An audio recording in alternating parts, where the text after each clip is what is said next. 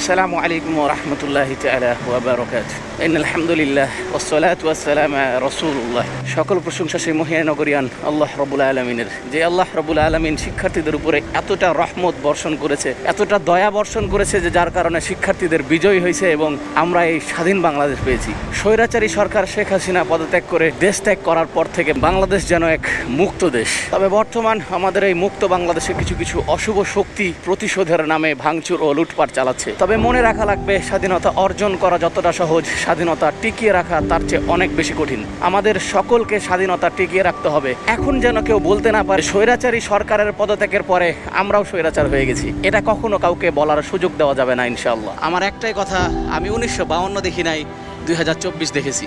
আমি এমন কিছু দেখেছি যেটা আমি কল্পনাও করি নাই যে আমি এই স্বাধীন বাংলাদেশে দেখব। আল্লাহ সুবহানাহু ওয়া তাআলা সকলকে সঠিক বুঝার তৌফিক দান করুক। যারা আমাদের বাংলাদেশের উচ্চতম পদে আছে, যারা দেশকে নিয়ন্ত্রণ করছে, আল্লাহ সুবহানাহু ওয়া তাআলা তাদের সঠিক বুঝ দান করে সঠিকভাবে দেশ পরিচালনা করার তৌফিক দান করুন। সকলে ভালো থাকবেন, সুস্থ থাকবেন। আল্লাহ হাফেজ।